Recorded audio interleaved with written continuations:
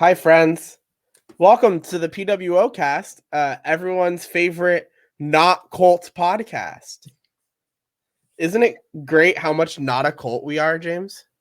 Yes, it's fantastic. It's almost as if there's no religious No, obligations to this at all. we're just all friends who hang out together. Yeah, You, me, Joel, Thomas, Troy, all of us. sure. Anyways, welcome to our podcast. So Wrassle Mania happened recently, and we like wrestling. But James, did you watch WrestleMania? I did not. I just didn't have the funds. I'm cheap. Well, that's all right because what I wanted to do for today's podcast is I wanted to tell you about WrestleMania and sort of get your reaction and talk about it. Sort of take you through the text to speech version of WrestleMania. For the record, having Derek Harnish narrate WrestleMania is much better than watching WrestleMania. Right. Okay. So the first match in all of WrestleMania was Bobby Lashley defending his WWE Championship against Drew McIntyre. They had that first. So it was the very first match. So Drew entered first, which is like smart because, you got to get the fans excited. So like Drew came out to some good cheers, and then Bobby Lashley came out to like significantly larger cheers. like everyone is just really into Bobby Lashley right now, and it's really cool. So the match is going. It's basically what you expect. It's like Haas match extravaganza. Drew throws Bobby around. Bobby throws Drew around. And then Bobby gets in the hurt lock at around the 18-minute mark, It seems like we're going to start getting towards the finish. But then Drew just passes out and the match is over. Sort of like an almost anticlimactic, like passing out from the finishing move. Okay. But so WrestleMania started off with what I think is a weird result, which is Bobby Lashley defeating Drew McIntyre to retain the WWE Championship. Like, it makes sense. The outcome makes sense, but not the way they did it. right. Maybe I'm just remembering it weird, but it really felt sort of anticlimactic in a way. It feels weird to just have him pass out, Right. from a finishing move. There's some more weird finishes on this WrestleMania card that I think you'll enjoy in quotes. So the next match was what's the technical term? The tag team turmoil match, where the winners would get a shot at Nia Jax and Shayna Baszler the next night on WrestleMania. Okay. So the teams in this match were Lana and Naomi, Billie Kay and Carmella, Dana Brooke and Mandy Rose, and the Riot Squad of Liv Morgan and Ruby Riott, and Natalya and Tamina. Oh. So this match is not that long. This match is like 14 minutes long, and like way more than half of it is like the end of the match. The like last two matches. Okay. So I'll take you through what happens. Did I hear Natalya and Tamina? Yes, you sure did. How are they still around? Oh, so let's get to this match. The first two teams, sort of like a gauntlet match, basically for tag teams. The first two teams were Lana and Naomi and Billie Kay and Carmella. And, they wrestle for about 2 minutes. And Billie Kay, I believe, is the one who gets the pin to eliminate Lana and Naomi. Wow. So then the Riot Squad comes out. So, they have to do good now because they're the Riot Squad. They're the favorites to win the match, arguably. And like another 2 minutes, they pin Billie Kay and Carmella. Cool. Next, Dana Brooke and Mandy Rose come out, and they're more of an established tag team. They've been tag teaming for a bit now. They're not like two singles people put together anymore, really. Kind of like Dolph Ziggler and Robert Roode, or like, I guess, like a full-on tag team now. Or like Lana and Naomi. Right. But so they wrestle for a while, but the Riot Squad gets the pin again. Ruby Riott and Liv Morgan are both looking super good here. And then Natalya and Tamina come in, and they're playing up the heels because they're the heels and the Riot Squad's in the ring and they're the faces. So they play up their heeldom, and Tamina hits the Superfly splash on, I can't remember which one, and pins. So Natalya and Tamina win the match off of a Superfly splash. Now, it's important to note that here they are treated as heels because they're acting as heels. They're getting booed. Like, there was like a boo when Tamina did the yeah for the Superfly splash. It was an all right match, Any thoughts on the women's tag team division? Just Natalya and Tamina need to retire. It's over. I don't know how anyone related to Jimmy Snuka is still around. I won't rest until Tamina wins the women's championship. Really? I'm a big Tamina fan. See, I'm opposite. I don't root for Tamina. That's very fair. But no, it's fair that you root for it too, though. Yes. So the next match, Cesaro versus Seth Rollins. Plain old singles match. I like now, that. Seth Rollins just came back at the Royal Rumble. Okay. And he's just sort of been on SmackDown healing it up. He got in the feud with Cesaro. And Cesaro, Seth Rollins wants to show Cesaro the whatever he's doing now, the following or cult or whatever he's doing. And Cesaro wants to break his own personal record for amount of times he spun someone in the Cesaro swing in a match, which is 34. Which, if anyone was going to do it with him, Seth Rollins would be a good. Right. So, all story aside, the whole story of this match was, can Cesaro hit the 34 swings? And this is just a really fun match. It's like 11 minutes long. It's sort of a time filler. Yeah, but it's just really fun because Cesaro and Seth Rollins are both really good. That's what I was gonna say. Like, both of those guys can sell and actually wrestle,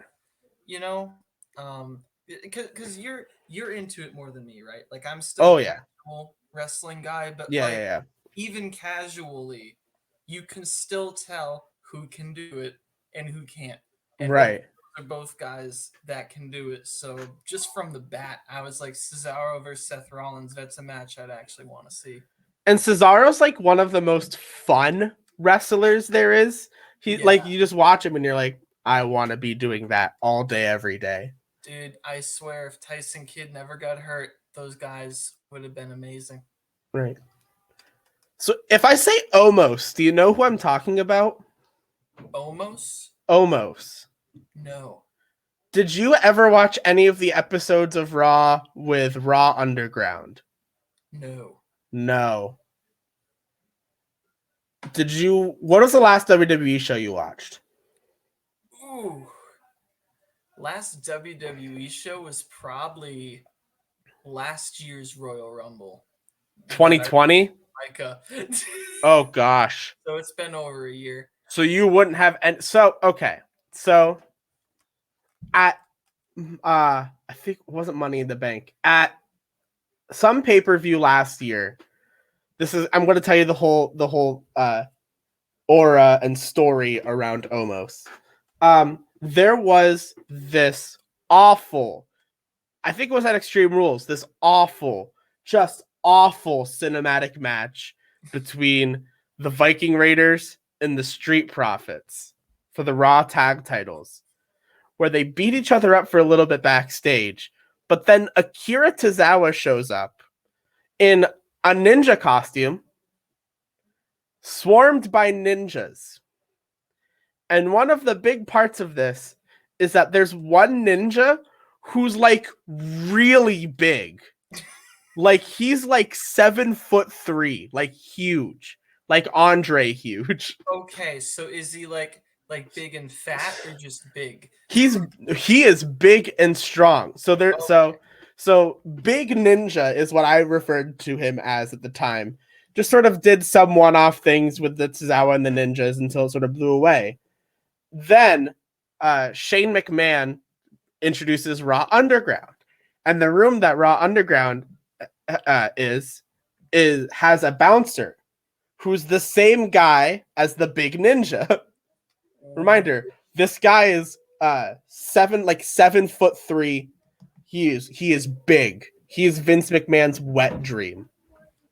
So you really get to see Omos's personality when he's the Raw Underground bouncer. He sort of becomes like good pals with Shane McMahon, and they have little bits back and forth. And there's one point where like Kevin Owens came on screen, and like Omos was immediately like, "All right, I'm going to beat him up for you, Shane." And Shane was like, "No, calm down." And so is this guy like?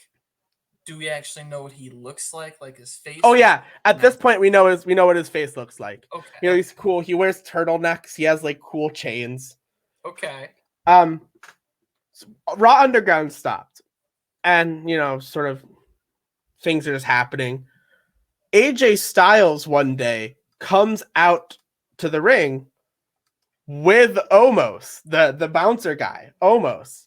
Oh. And like this was around the time of Survivor Series. So Omos and AJ Styles did his thing, had a feud with Drew for the WWE title, and Omos like sort of played a part in that, like there was at one point where Styles was in the ring and Drew like confronts him, and Styles like flips back onto Omos's shoulder, and Omos just like carries him out of the ring while he's like flailing and whining like a baby. So AJ Styles and Omos, after AJ Styles failed to win the championship at Elimination Chamber, they challenged tag team champions Kofi Kingston and Xavier Woods for the Raw tag titles. Okay. And the whole build to this story is that this is Omos's wrestling debut. Like this is his first match. Like first match ever. This is his first match like on TV. He's had like random house show NXT like live event matches. Has he so this guy, did he wrestle before he got to WWE? No. Okay, no. So he's one of these guys that they just kind of found and said, "You're 7'3", we're gonna make it work." Quite exactly. Okay. Anyway, the whole build to this match is Omos's first match, and Omos is big, and that was the whole match here. It's just Omos being big for 10 minutes, and then AJ Styles and Omos get the pin to become the new Raw Tag Team Champions. That's making AJ Styles a Grand Slam champion in the process. Ooh. In the only 5 years that he's been in WWE, he's gotten the whole Grand Slam. That is a very AJ Styles thing. It really is. He's so old school. He's so good. Like, he's just always good. I can't wait to see what they do in the Raw Tag division with the belts. Just a side note. You know what I think we should do sometime? Because this reminds me of it. What? I think sometime we should definitely... There's a guy that actually found footage and reviewed all 22 Scott Hall TNA matches. I know that guy. I've watched a lot of that guy's videos. We should react to his reaction. I'll give a shout out here because we're talking about him. Marky D123. Great. I love his series. It's a Ring of the Hawk, and he goes through like if a wrestler had like an amount of matches under 30 in a certain company, he'll like review that span of matches. Like he reviewed like Viscera's return from like 2006 in WWE. He reviewed a Ring Ka King, which was TNA's like India expansion show. Oh my god, I do remember Ring Ka King. Yes. It's just very good. Check him out. Anyway, the next match. Do you know about how awful the build to Braun Strowman versus Shane McMahon has been? No, please fill me in. So, it started out as a normal build. Braun Strowman was like, Shane McMahon, you're conspiring against me. Shane was like, oh, no, I'm not. Stuff like that. Then this one Raw, this very bizarre segment happens where Shane McMahon comes out to apologize to Braun, and then he like doesn't do it at first, and then he comes back again later, and like the second time he comes back is the whole segment that's really weird. And he comes back and he's like, he apologizes, and then he like walks to the top of the ramp, looks at Braun sort of confused for a moment, and then just starts like calling him stupid and like bumbling over his words. Like Shane McMahon forgot the fuck out of his lines here. And at the end of the thing, like under the influence of anything, or he just totally might be. He might be. It's that, or like those falls are finally catching up to him, you know. And at the end of it, he like goes like to instigate Braun. He goes, Braun. And at this point, Shane's like turning purple because he's like just going so hard at this promo. Shane almost looks like he did that time Roman speared him at Survivor Series. And like Braun chases him to the back and makes it look like Shane got away or whatever. And Braun like leaves and Shane just comes back and is like, stupid. So, and you think that part's bad. The next week, Shane McMahon ambushed and attacked Braun Strowman and slimed him. What is this, Nickelodeon? Right. So this was leading to a match at Fastlane. When Fastlane came around, Shane McMahon faked a knee injury, and Shane was replaced by Elias, which is dumb. So then for like the next like week or so, Elias and Jackson Riker, who is the worst person that works for WWE, are both involved in the feud. So it's a little weird. It's like, is this Shane and Braun? Anyway, now we're here at this match. It's a steel cage match. And it is exactly how bad you think it would be. And the highlight of this match is Shane McMahon gets over the cage and is on the like outside wall to escape. But he makes the mistake of taunting Braun Strowman, and he puts his hand through the cage to taunt Braun Strowman. So Braun climbs up on the ropes and grabs Shane's hand, and then goes to the corner of the like cell wall and rips the fencing off of the cage wall and throws Shane like into the ring. And then he takes Shane, like he climbs up to the top of the cage with Shane and just chucks him into the ring off the top of the cage and escapes and wins. That sounds amazing.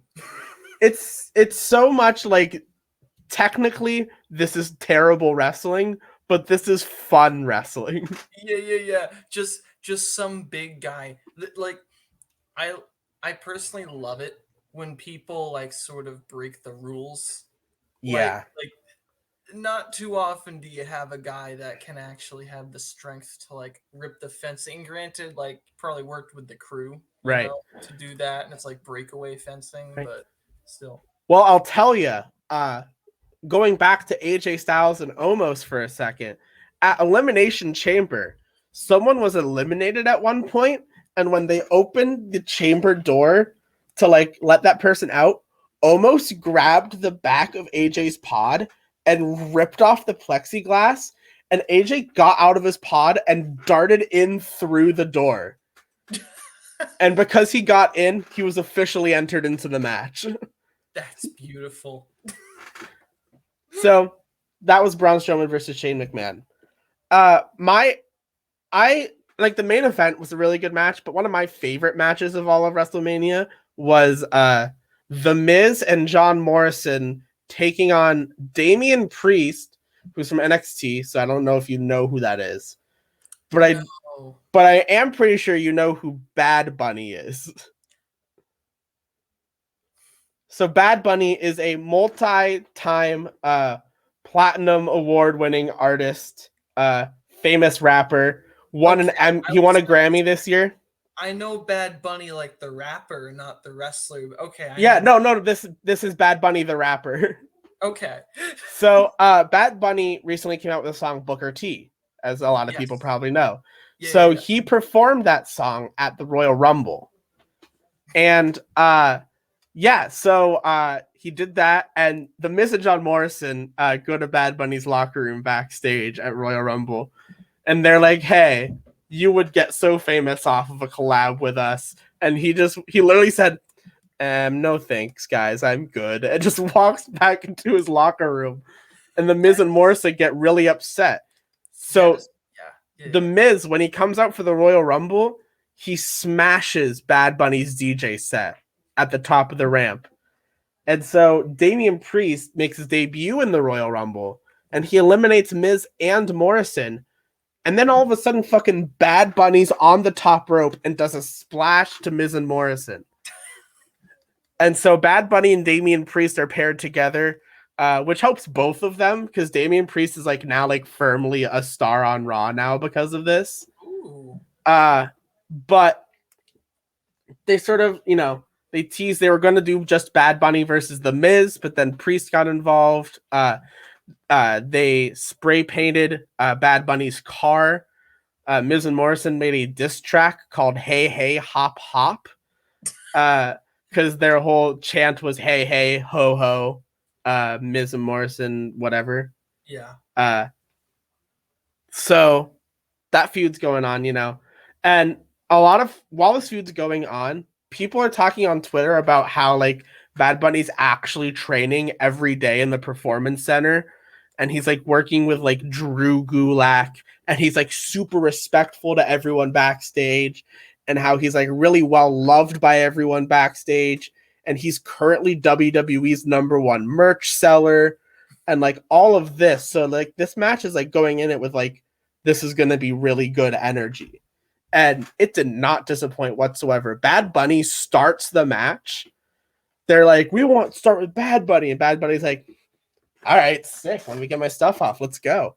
Bad Bunny does wrestling moves. He like does like collar and shoulder tie-ups. At one point, he holds the tag rope when he's waiting to tag in, which is a detail wrestlers don't get too often. I was going to say, that sounds great. Like, and there's Bad Bunny and Damian Priest do like stereo, like Falcon Arrow type moves at one point together. Bad Bunny gets like a Hurricane Rana in. He gets a Tornado DDT in at one point. My favorite moment of the match is Bad Bunny and John Morrison are on the outside, and Bad Bunny kicks Morrison in the gut. So Morrison does like to get ready for like, usually it's what Triple H does before the pedigree.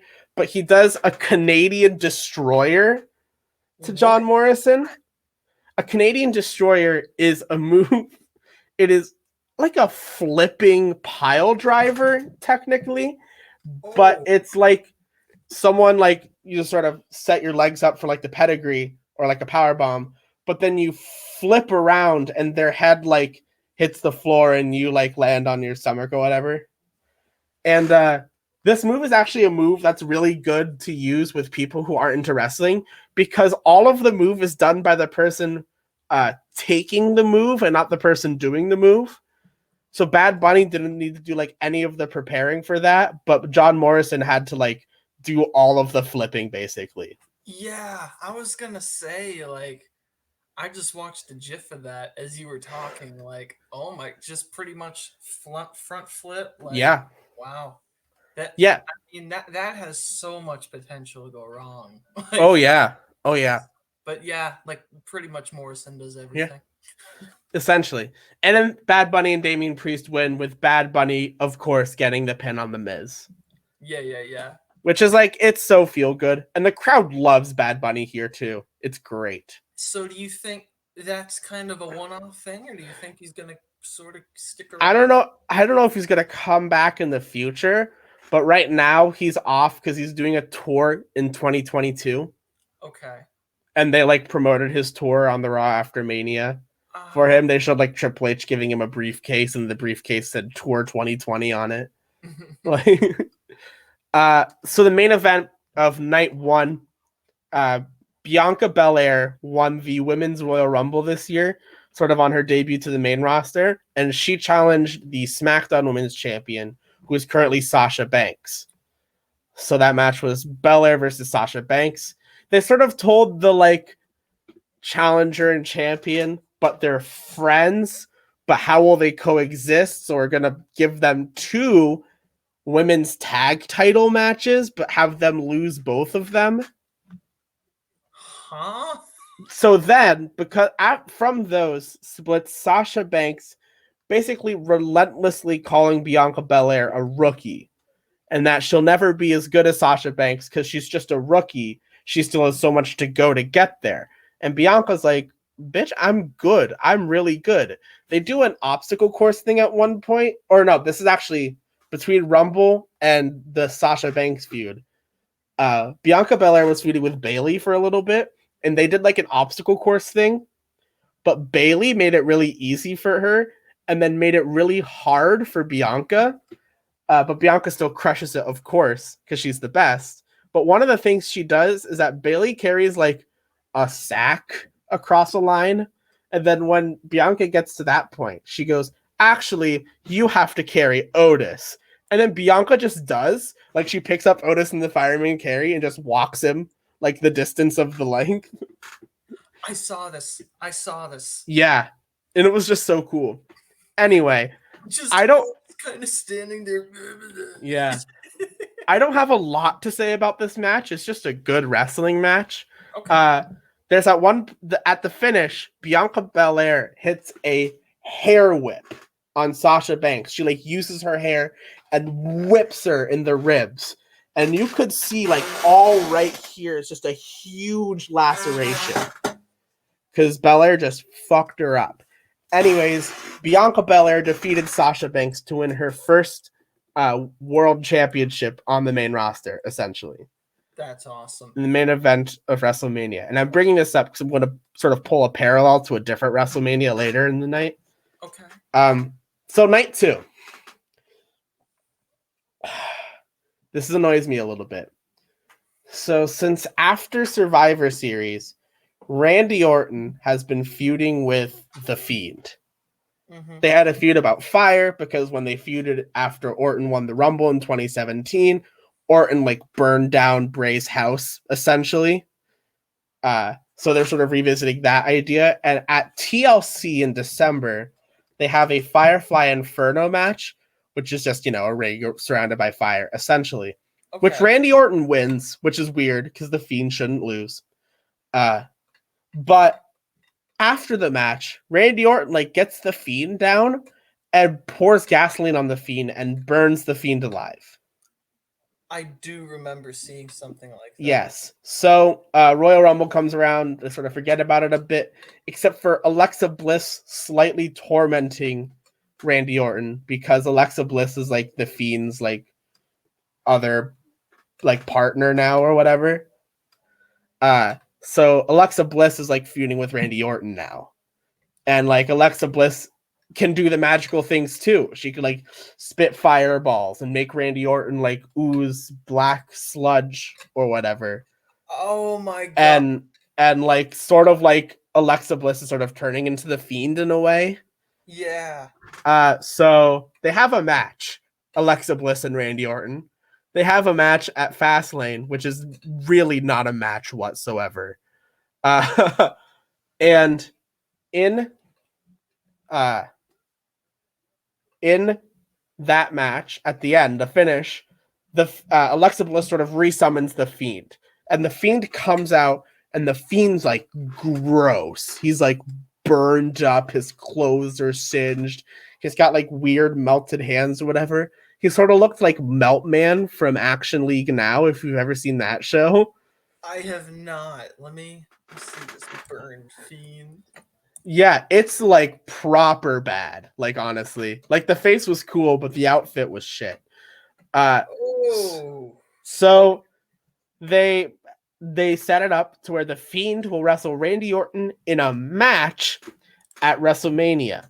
Now, last WrestleMania, The Fiend faced John Cena in the Firefly Funhouse match. Yes. So a lot of people sort of thought that was coming for Randy Orton as well.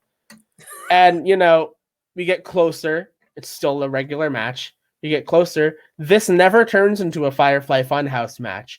They just have a singles match. Now, The Fiend, right at the beginning of WrestleMania, before like the videos play, The Fiend like sort of walks out a little bit in like a thing, and just sort of like, I don't remember exactly what happened, but just like became regular Fiend again all of a sudden. like regular Fiend mask or whatever. So they get to the start of WrestleMania. Alexa Bliss has a big.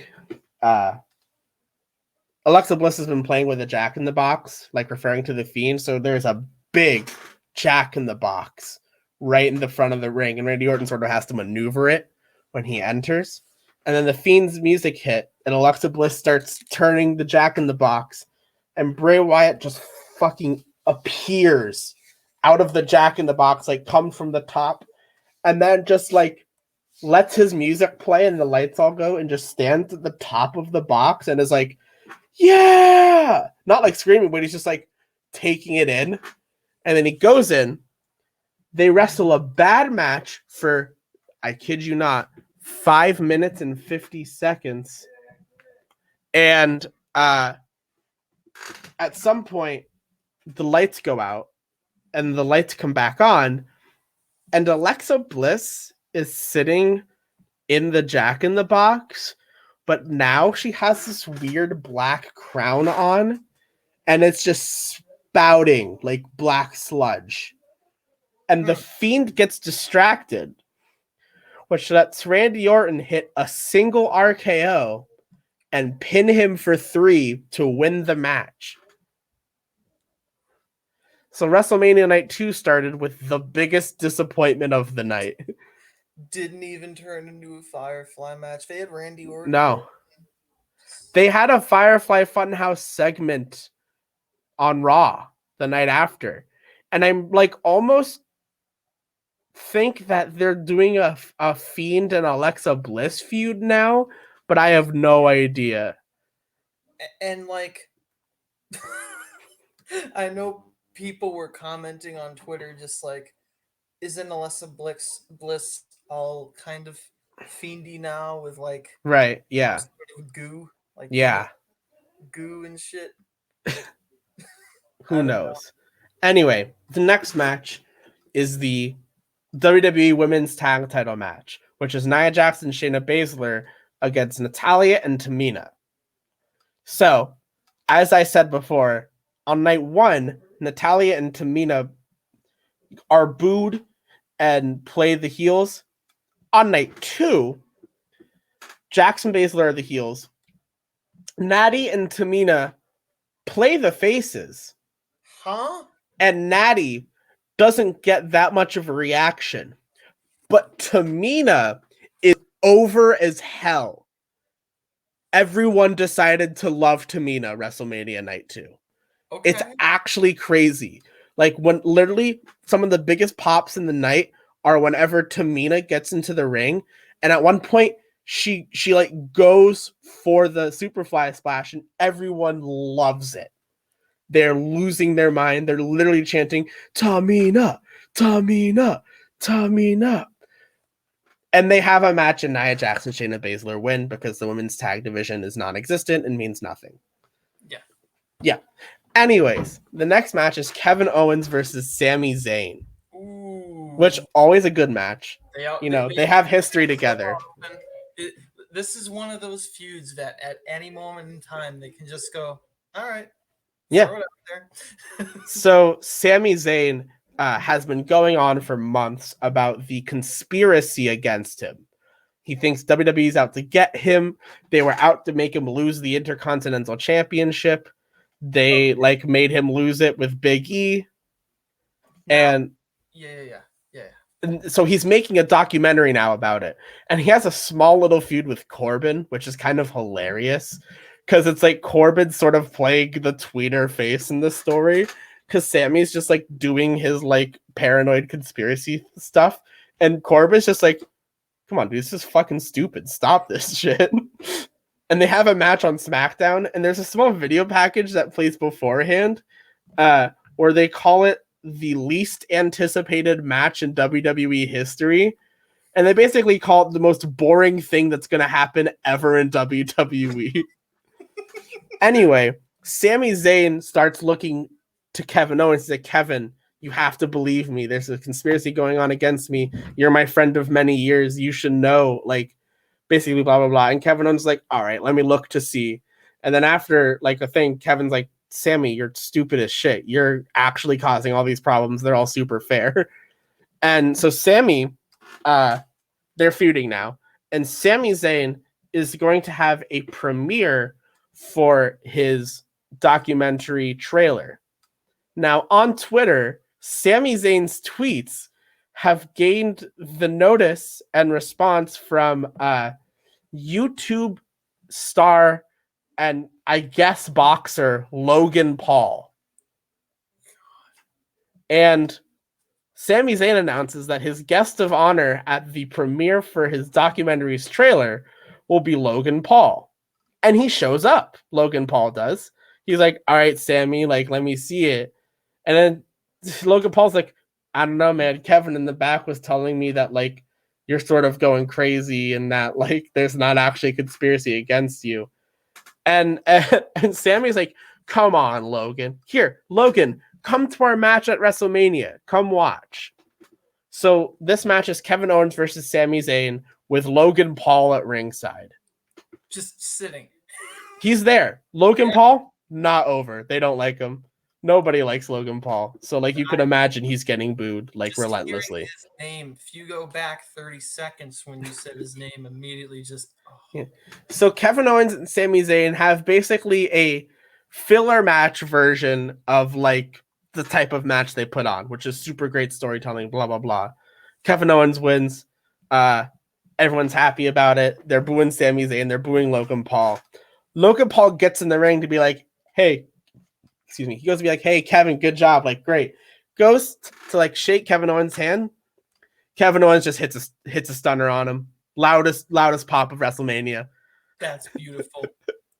It's like my favorite thing about WWE is you could hate a person anywhere and probably find a clip of them being stunnered.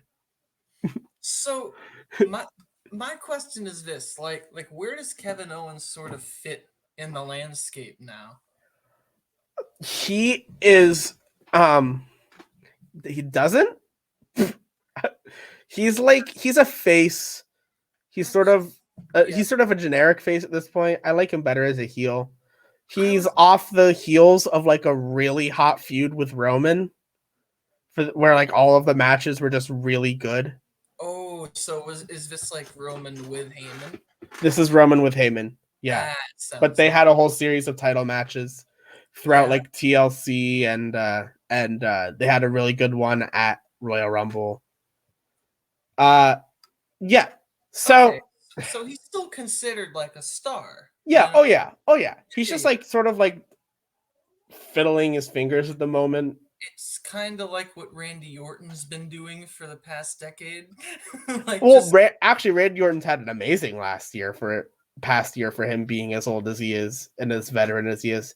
Like, he won the title this past year. He's won the WWE Championship. He feuded with Drew, feuded with The Fiend, feuded with Edge, which was really popular. Yeah, no, and that's great. Like, I'm kind of talking, like, just that whole, like, there was, like, a 7-year span where he just didn't really do anything. I mean, I still remember it was him versus Seth Rollins in WrestleMania, and I was like, they could have done a lot more with him. You know, I think it was 31 that year. It was because that was the sort of the clips of Seth Rollins getting, like, uber reversed into an RKO and then winning the title at the main event that night. Old enough that he still did the curb stomp before they were like, oh yeah, concussions, you gotta do Triple H's move. Right. But now he does a curb stomp again, so all's good.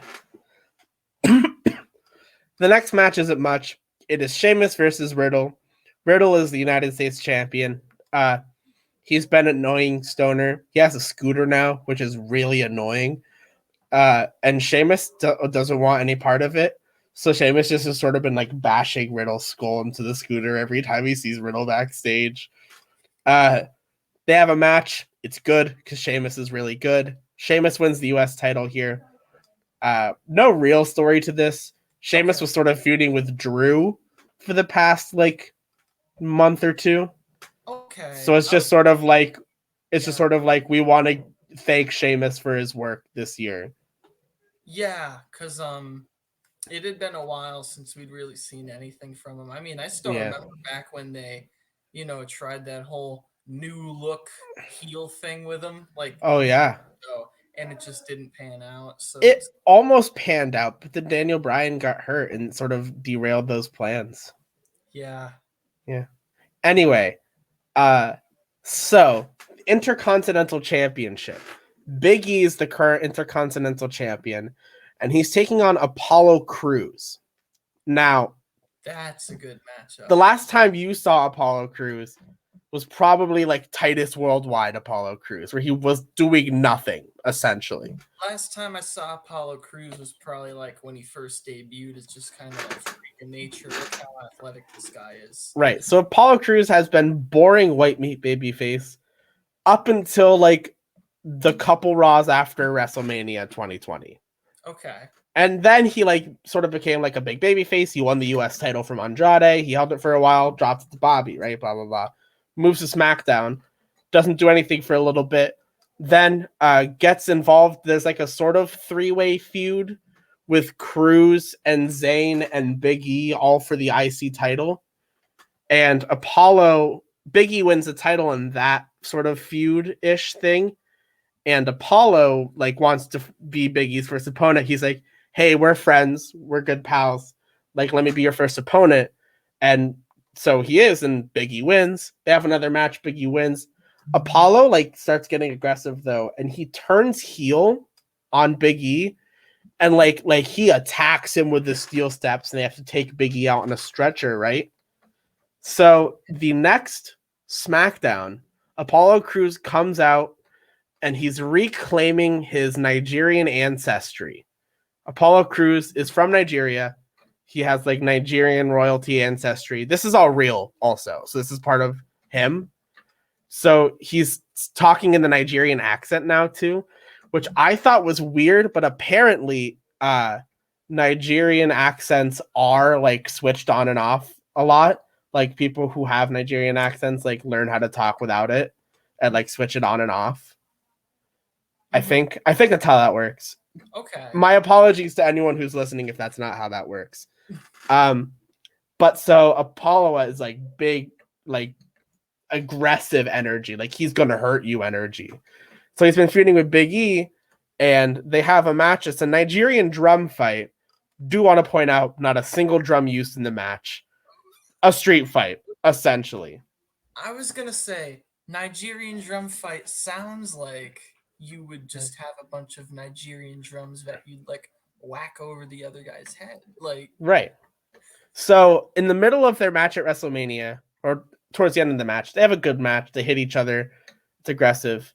It's only like 6 minutes long. At the end of the match, this huge guy comes out and like lays out Big E. This guy, his name now is I think it's Commander Aziz. And he helped Apollo win the title, and Apollo is the new Intercontinental Champion. This Commander Aziz guy has been around. Like, people have seen his face. He was in the Greatest Royal Rumble in Saudi Arabia under his original ring name, Baba Tunde. And then they were going to push him with the Raw Underground stuff as Daba Kato. And he was going to be sort of like Shane McMahon's big, like, basically pet project. And a lot of people thought that he was going to help Shane win his match at WrestleMania. But he comes out and, like, because he's also of Nigerian ancestry, like, helps out Apollo Crews. So now Apollo has a big, heavy, kind of like AJ Styles. Okay. I like that. Like, he can sort of act as like a gallows. Yeah. Yeah. And he's really good. Like, there was at one point in the build to, like, his heel turn that he was seen in, like, Roman's office having a chat with Paul Heyman and Roman. Like, as a face, just having a chat with Roman. And Roman was like, just do what I told you tonight, and you should be good. Like, it's really good. You should watch Apollo Crews' heel stuff. I was going to say anything with Heyman's gold. Oh, yeah, absolutely. Anything with Heyman. So the second to last match, so this is the Raw Women's Championship match. And the planned Raw Women's Championship match involved neither of the women in this match.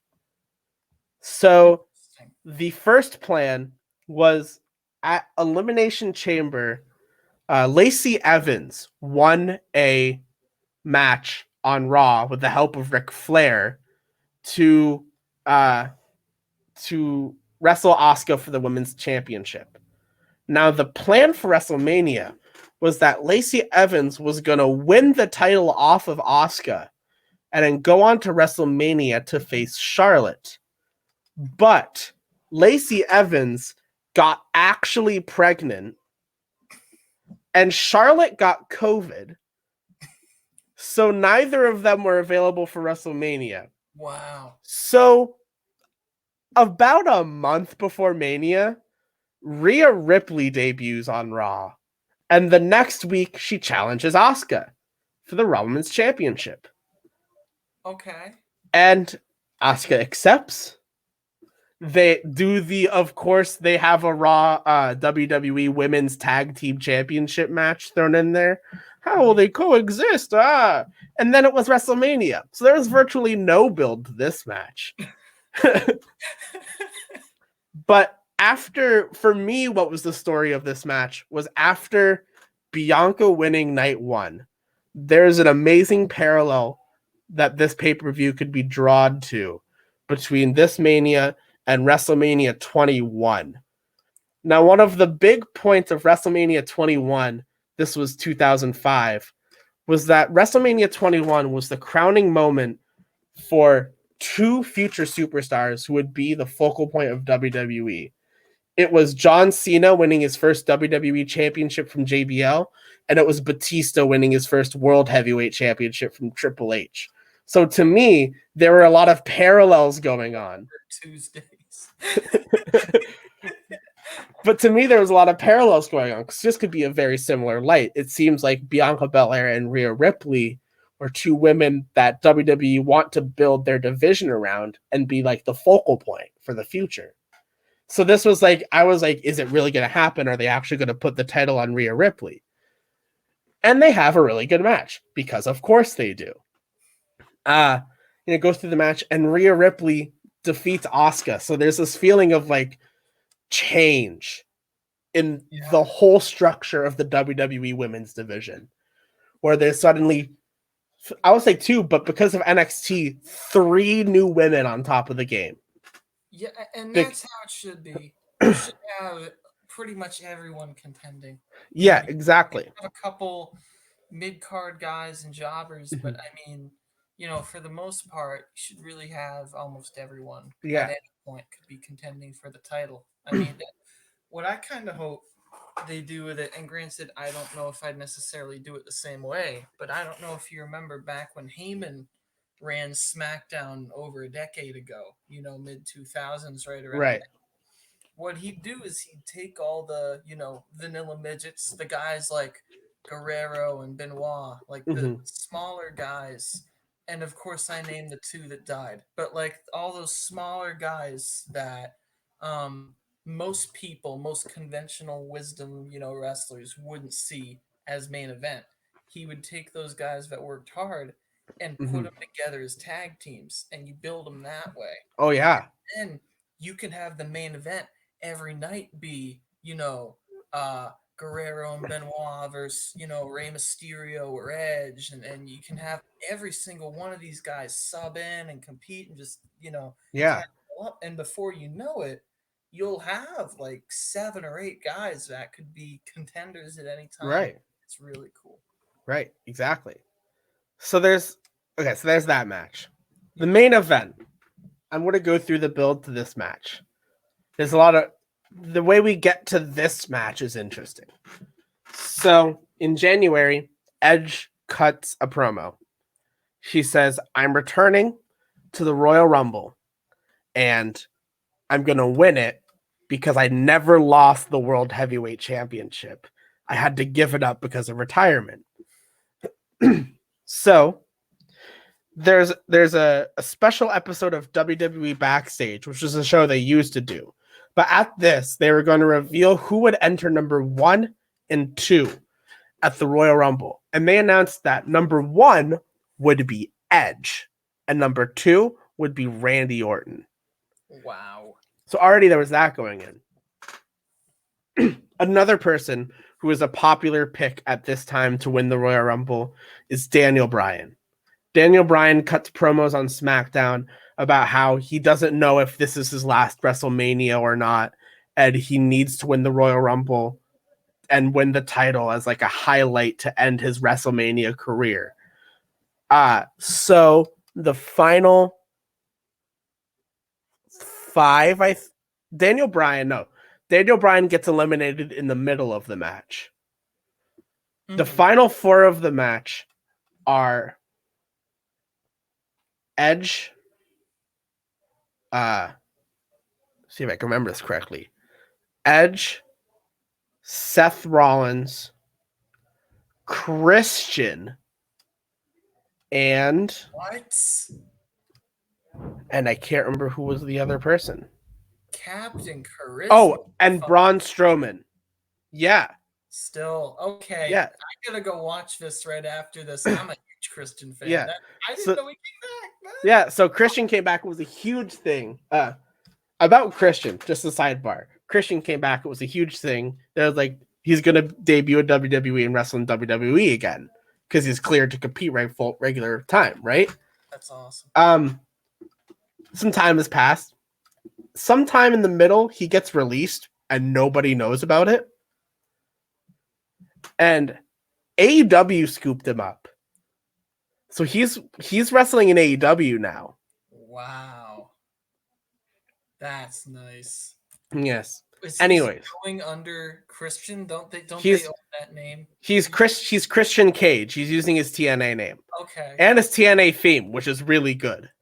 That's nice that all the Impact stuff is like, yeah, you know. So Roman Reigns wants Edge to, so Edge wins the Royal Rumble from number 1. And Edge is having a bit of a hard time making his decision. Drew's really good and he wants to wrestle Drew. Finn Balor over at NXT, he's really good. Maybe I want to go over there.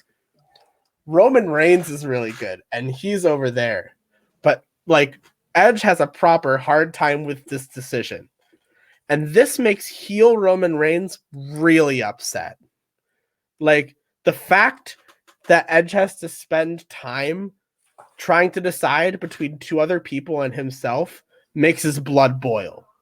Roman Reigns is upset that Edge isn't acknowledging him as like the best one here, essentially. Mm-hmm. So they start to feud.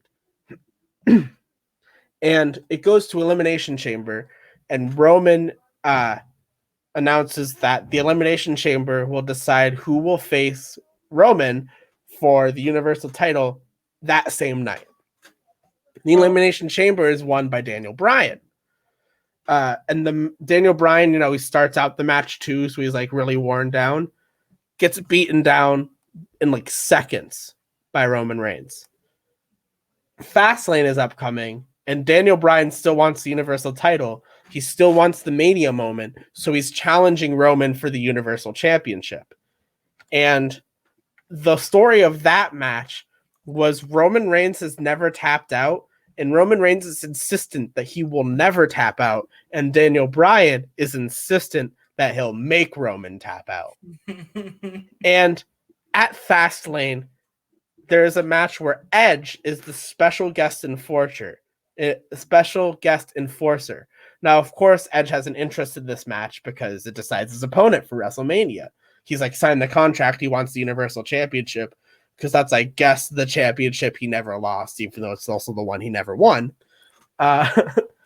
So there's a match with a fuck ton of shenanigans at Fastlane. I mean, like, the ref gets knocked out at some point. Edge comes in. Jey Uso kicks Edge at one point. Daniel Bryan gets Roman in the yes lock, and Roman taps out, but no one sees it. So Daniel Bryan made Roman tap out. Big part of the story. And then Edge, like, hurls a chair at Daniel Bryan and Roman Reigns. And then Jey Uso comes back from the dead, whatever, helps Roman win. Roman retains at Fastlane. So it's set in stone now. It's Roman versus Edge at WrestleMania in a singles match. Daniel Bryan doesn't like this. What? Daniel Bryan basically goes to management and whines. And eventually, management inserts him into the match, which interested me because from a fan perspective of someone who thinks about backstage stuff and like how they book things, this to me says Roman Reigns is losing the title because it's a triple threat now. So Roman doesn't have to take the pin to lose the title.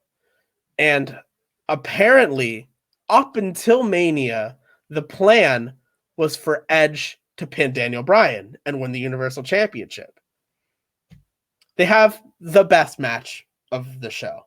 Really? Just a really, really good wrestling match. Okay, because I was going to say Edge and Bryan seems huge, and Roman, I don't personally like him, but you can get a good match out of him. Roman Reigns has stepped it up. Okay. Since he returned at SummerSlam.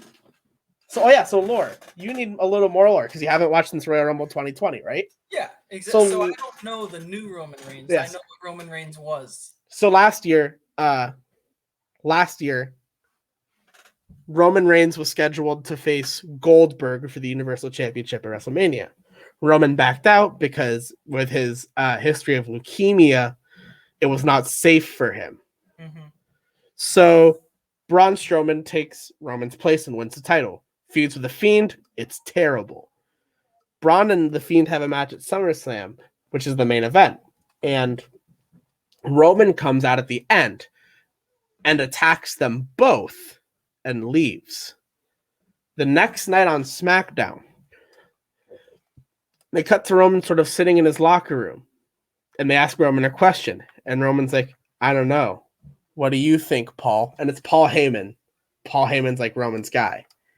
So they are having a match, a triple threat for the Universal Championship the next week on a new pay-per-view that's literally a week after Survivor Series. I'm trying to remember what pay-per-view it was. It was like, I think it was Backlash or like, no, because Backlash is coming up. But they have the match. And it would have been a pay-per-view right after Survivor Series? After SummerSlam. After SummerSlam, okay. It was Payback. That's what it was. It was Payback. Okay. And Roman on SmackDown, there's a sort of fun little SmackDown episode, which is the one between SummerSlam and Payback, where they send Adam Pearce to get each member of the triple threat to sign the contract at their own place. You know, Braun's like super scary and intimidating. Pierce like goes into the Firefly Funhouse, but he wears a costume that Vince gave him so that he could fit in. So he's like postman.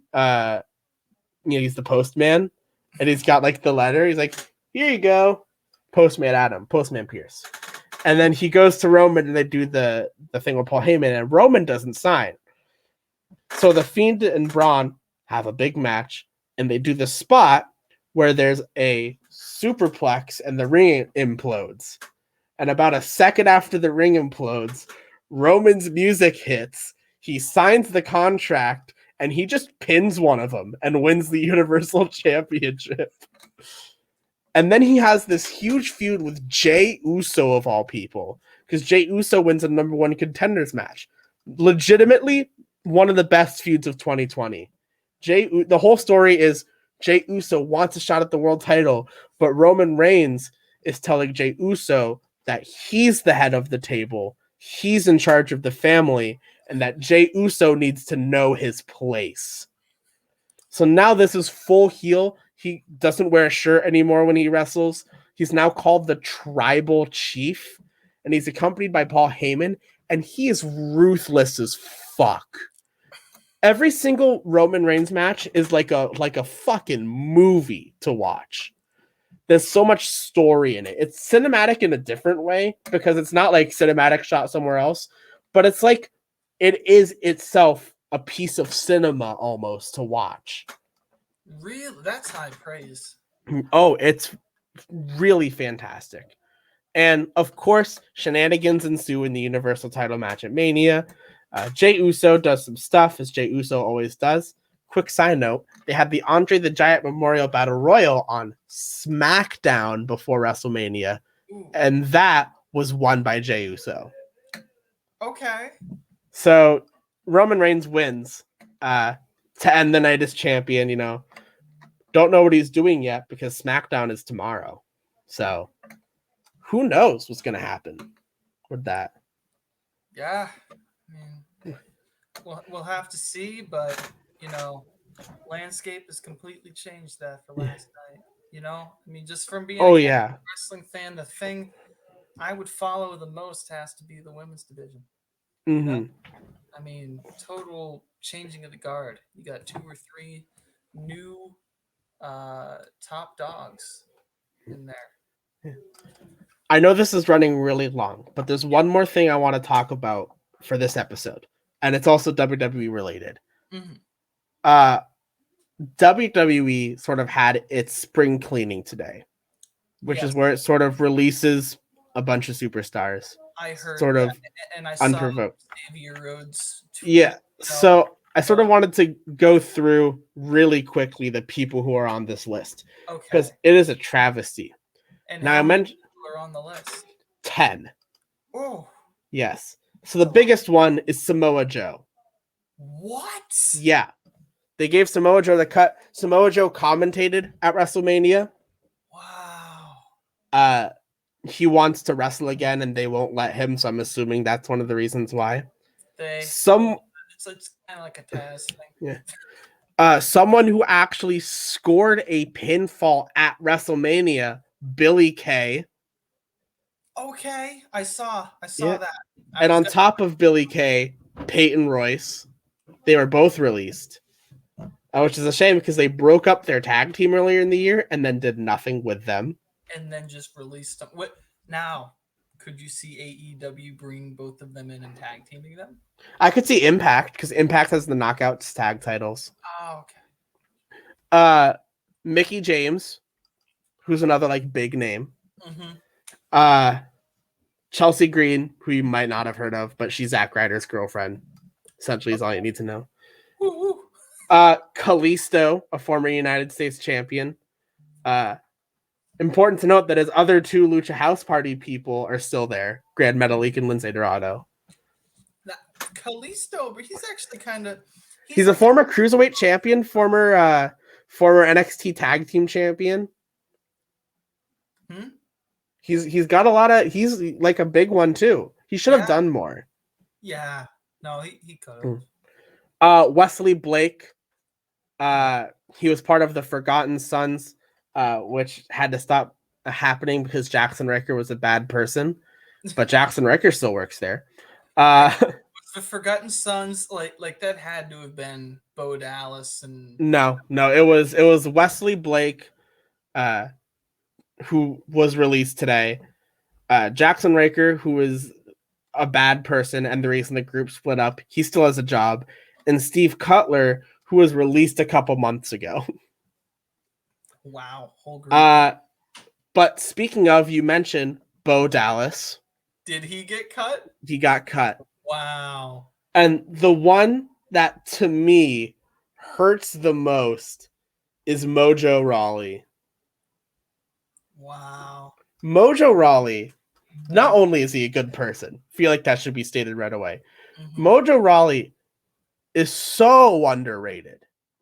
He is, dude. He legitimately is one of the best wrestlers that WWE had because he's so different from everyone else. Now, if you watch any match of any of these people from WWE, like a WWE match of any of these people, because I was going to say, if you're going to watch any match of any of these people, go watch Samoa Joe versus Necro Butcher.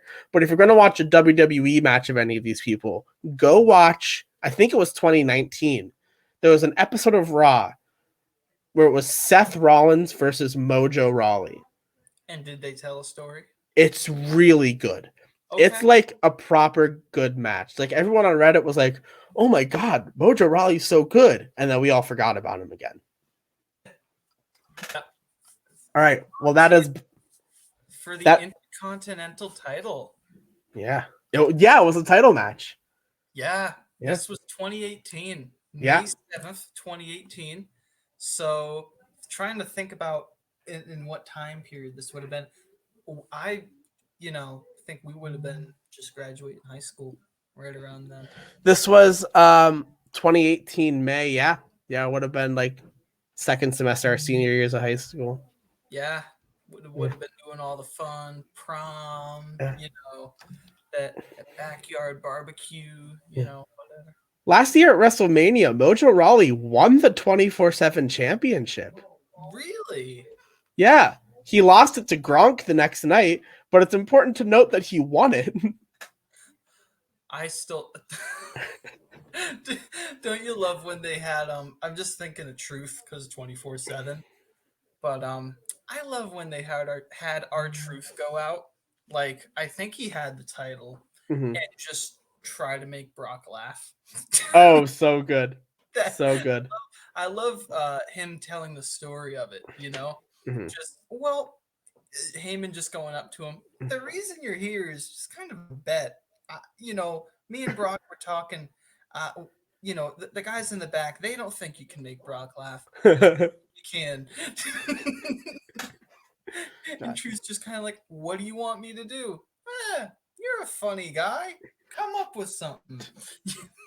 And Brock wanted to work with Truth more after that too, which is the funny part. That is I feel like those two could do something really humorous. Well, because Truth is like an old guy now. Like he gets it, Yeah, he is old. Yeah. Isn't he 50? He's almost 50, yeah. Let me see. He's getting up there. What is he? Yeah, he's getting up there. 49. Okay. Yeah. He'll be 50 next January. Yeah. Well, from all of us here at the pWoCast, thank you for listening to our non-cult podcast. Again, we are not a cult. Feel like we need to make that clear. Not a cult. Not a cult at all. Just a couple of dudes having a good time. Yeah. You know what I mean? So, from us to you, we'll see you next time.